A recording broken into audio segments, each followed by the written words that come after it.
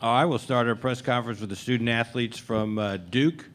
Reminder, no video in this room, no flash photography, and when you address your questions, address them to a specific student athlete.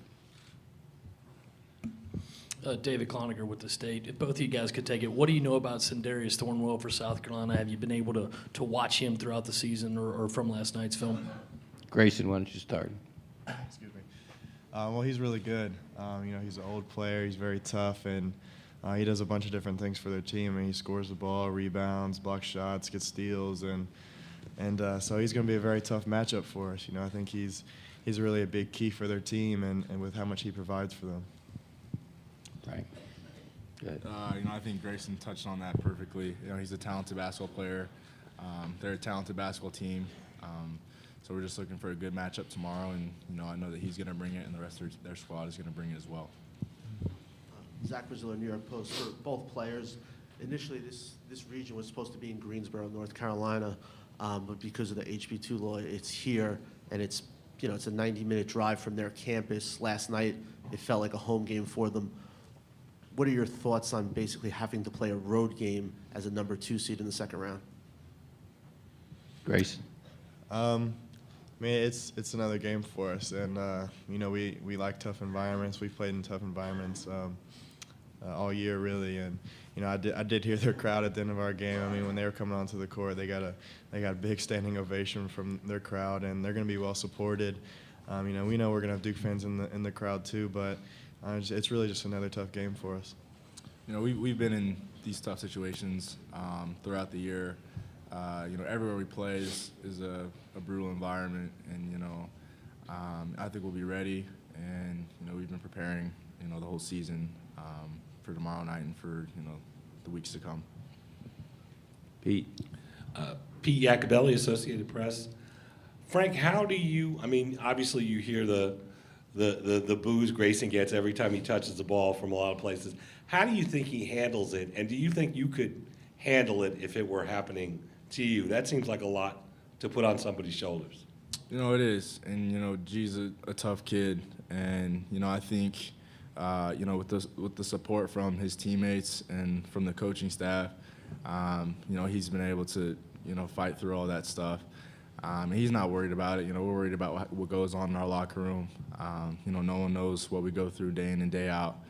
But I know that if that happened to me, I have a group of guys who care and love about me, and that's all that matters to us is what happens inside of our locker room. Grayson, Art Chansky, WCHL Radio. I read a story in the Jacksonville paper, which is a pretty amazing story about you and your friend Savannah. And I was first Googled around, and I was surprised that that story didn't get picked up much anywhere else. But the fact that she died 2 days before the Elon game, I had to think that that had something to do with, the emotion you were feeling, during that period of time. Can you comment on that? Yeah, well, that's a long time ago, and there's really no connection between that and what happened on the court. And really anything further with that, that's the story that was in the Jacksonville paper. That story was for Savannah and her family, and we wanted to get Savannah's story out there. It wasn't trying to make it about me or anything like that. And so, really, to answer your question, there was no connection with what happened on the court. And the reason it wasn't out there was just because I didn't want it to be out there. I just wanted it to be between me and her family. Question, Pete? Hey, Pete Yanity from WSPA-TV here in the upstate. That South Carolina did a pretty good job stopping a good three-point shooting team last night, especially in the second half. For Grayson first, and maybe for Frank, just some of the things that jump out about what you saw defensively out of them and how you'll try to attack that kind of defense. Well, they're very strong defensively. They really just come after you the whole game. I know they forced a lot of turnovers last night and even throughout the whole season. That's really what they do defensively, and they're a very aggressive defensive team. So they're going to go for block shots. They're going to go for steals. They're going to rat at the ball and dig, and so you have to be very tough with the ball, and you just have to be tough when you're attacking them. It's not. You can't take breaks on offense just because of how strong they are and how active they are. And another part of that is they're a very big team. They're very big and long, and even when they go small, they're still big. And so, that really helps with their length and contesting shots. Pete Iacobelli, Associated Press. Grayson, tomorrow is the first time South Carolina is playing after a victory in the NCAA tournament. You guys seem to do it every year. Do you think that experience that you have can be a help come tomorrow? It can be a help, but our team has never played after a win in the NCAA tournament either, and we have a lot of freshmen that we rely on, and that was their first NCAA tournament game, and where South Carolina is a very experienced team regardless of tournament experience, and so I don't know if we're getting any advantage from that. It's just both teams got to come out ready to play. Left. Hey, this question is for both of you guys. Jeff Jones, CBS North Carolina. Yesterday, Coach spent a lot of time talking about Emil and Matt and their leadership roles on the team. Can you guys tell us what they mean to the team off the court and how important their roles are this time of the year? Grayson, you want to take that first? Yeah. Well, those two guys, they've been in the tournament. They've played a lot of tournament games. Emil's played a lot of Duke games, and so has Matt. And so they know our coach, they know our program, they know everything. And so really they can just echo whatever the coaches are saying and even say some of the stuff they're not. And both of those guys were a big parts of our freshman year tournament, my freshman year tournament run in 2015.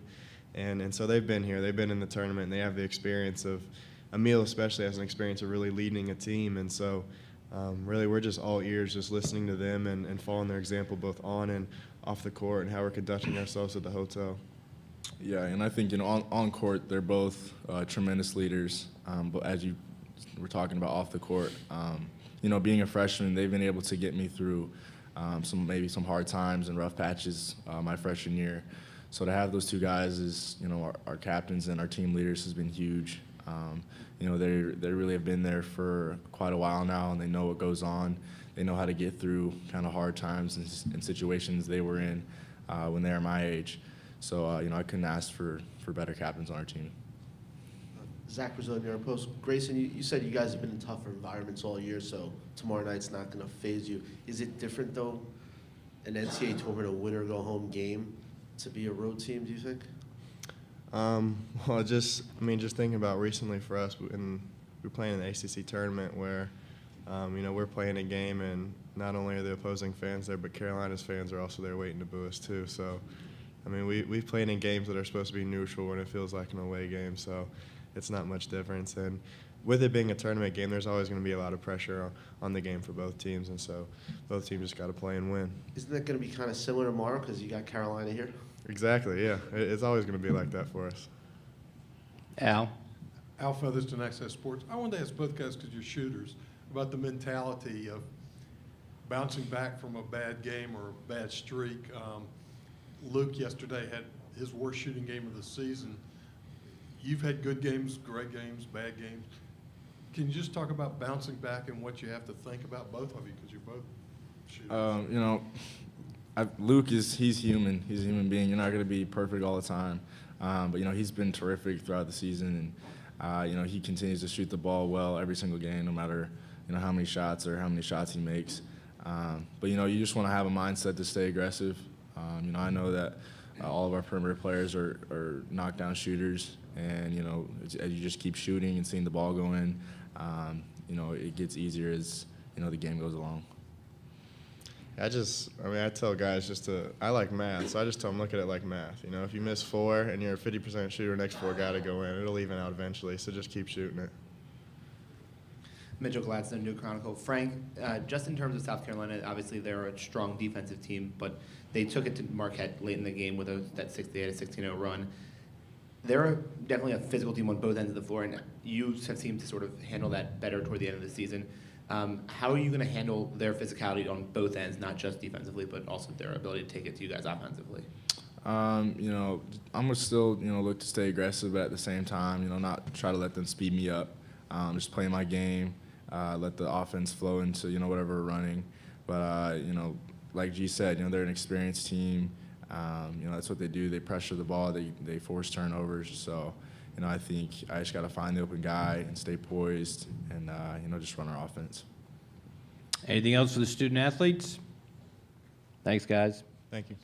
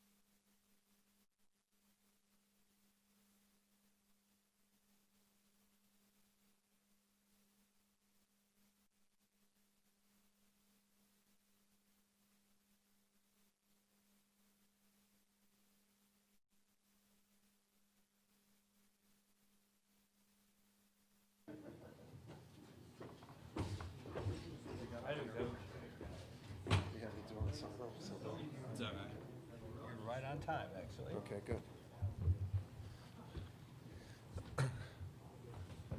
We'll start off with a quick opening statement, and then we'll take some questions. Yeah, well, we're good, health-wise, except for Marquise. For about 3 days now, he's just had flu-like symptoms. We didn't even bring him over here today, just to give him IVs and medication and see what happens with him. But the other guys are in good shape and ready to play an outstanding team, and one of the best, maybe the best unheralded great player in the United States in Thornwell. But they're not a one-man team. They're obviously very, very well coached. They're men, and they're coached by a man. And so we're going to have to be men tomorrow night in order to beat them.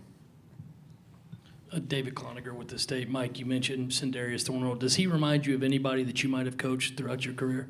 Yeah, he's really unique. He's so unique. I'd hate to. I think he's him, and he leads their team in everything. But then he's their leader, and then you don't see as much on tape until you see him in person.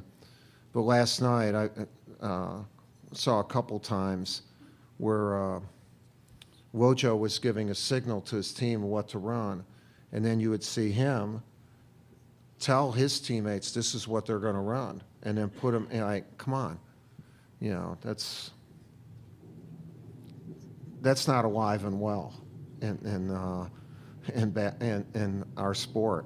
Like he's really like an old school great player, and I say that with the highest level of compliment.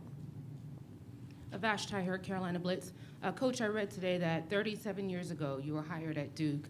You've put together an impressive coaching tree, and Frank Martin said yesterday that he patterned his defensive philosophy after your Duke teams. What does that mean to you as a coach to have that type of legacy?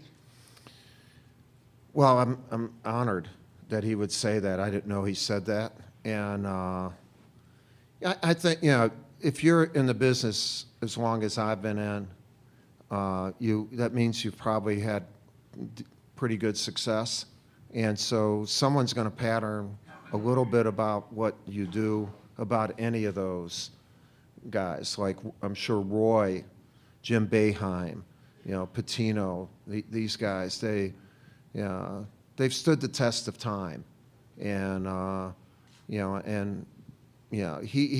can hang his hat on his own thing because he's really good. But I'm really pleased and to hear that. That was a nice thing for him to say. Al Featherston, Access Sports. Mike, I want you to help me with a little history. I don't know about that. Well, this is your person. 1969 NIT. You Oh, play yeah. in South Carolina. Did you defend John Roach that night? I did defend John Roach. So Six, what memories? well, we won.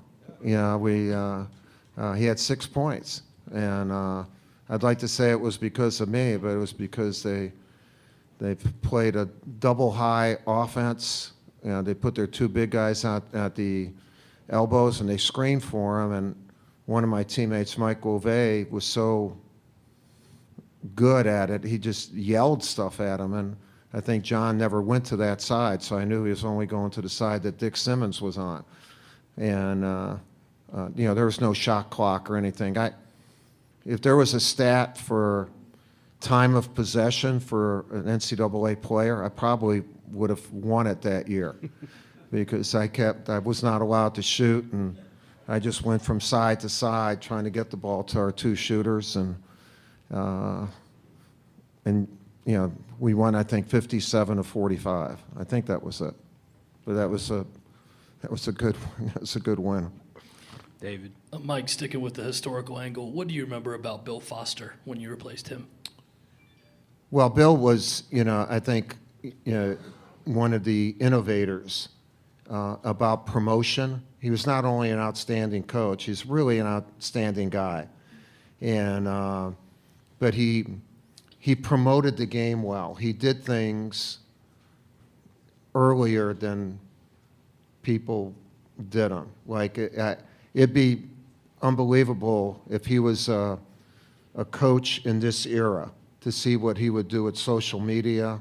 And it's just really innovative. And some of the things that he did at Duke, our logo, you know, with, not this one, but the other one with the, I think he's the one who started that.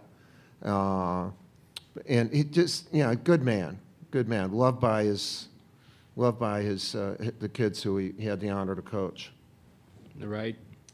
Jessica Morgan, the Raleigh News and Observer. Coach, how has Grayson remained an integral part of what you guys do? He's coming off the bench now, but especially as you guys are immersed in the tournament, how has he kind of remained key to what you guys do? Yeah, good. The main thing, Jessica, is that he's healthier, you know, and, you know, he knows that he's as good as anyone on our team, and, you know, you can only put 5 guys out there. And so by putting him in when we do, we can keep at least 2 of our major scorers in all the time.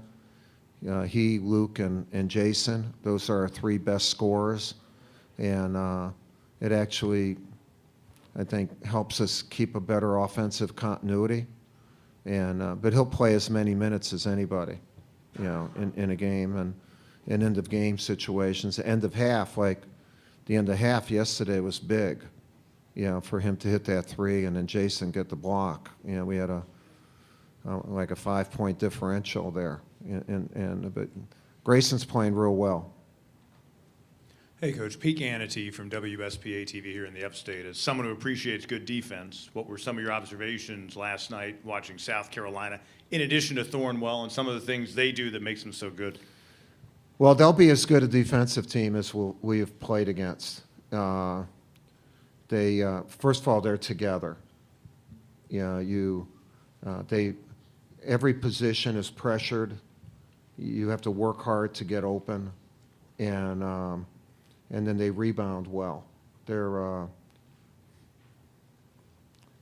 You have to beat a great defense, and we have to be strong to get open, and strong in our movements, because they're going to be strong in trying to stop us in doing that.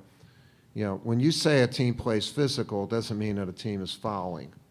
You know, they are a physical team, and when you're physical and you play hard, it usually means you got a well-coached team. You know, and that's what they are.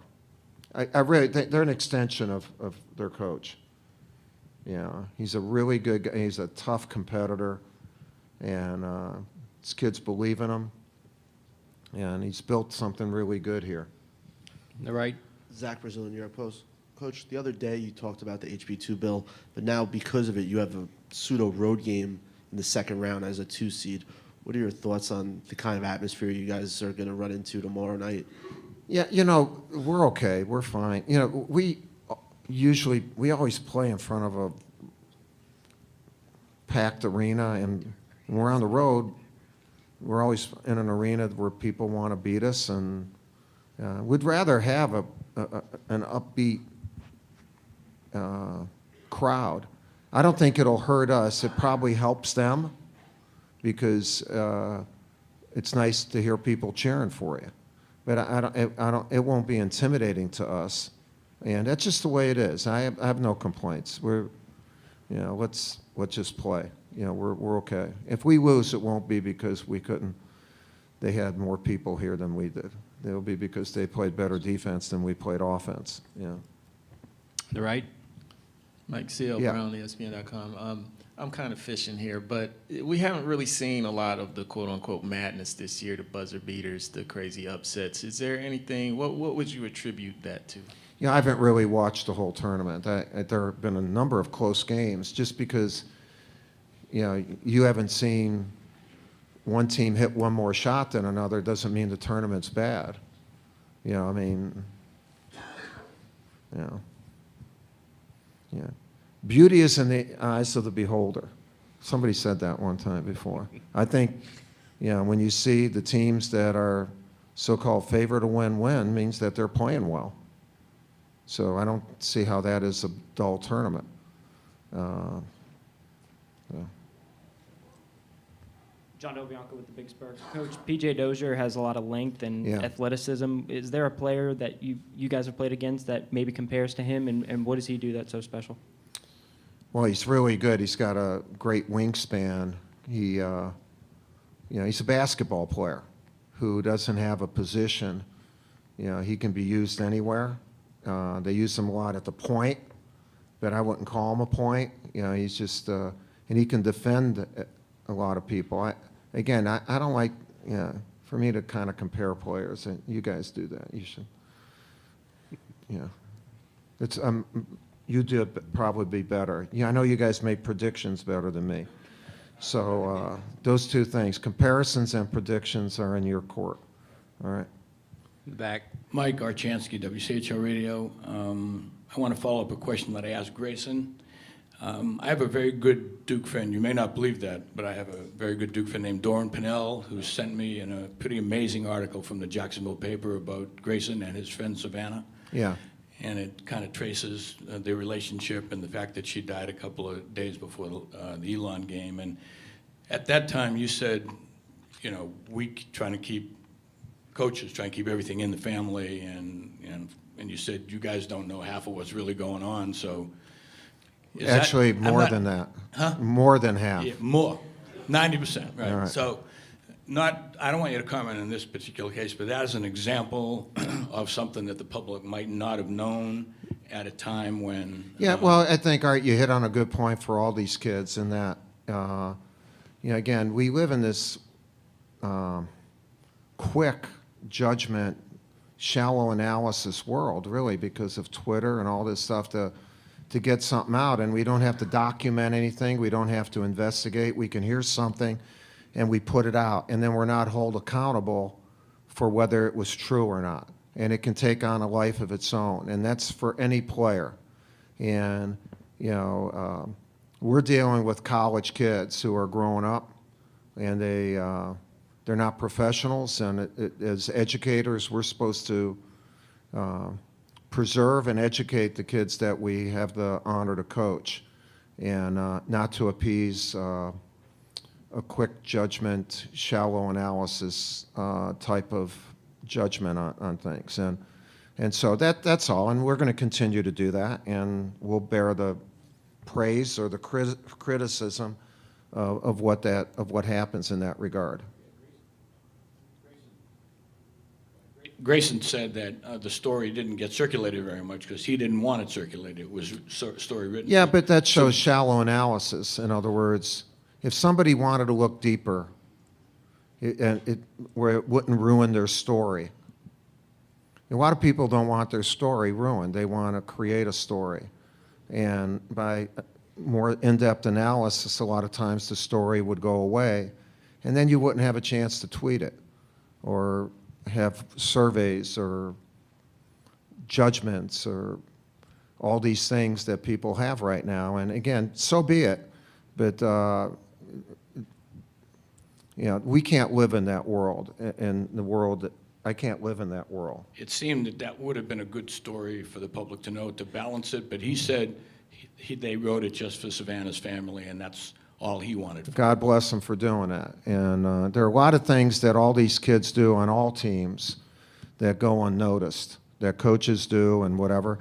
But it's called using your platform the right way, and not just for bringing attention to yourself, but bringing maybe comfort, some help to people, and not everyone needs to know it. There doesn't have to be a TV camera or Snapchat or tweet of it or Instagram or anything, and a lot of times that ruins it.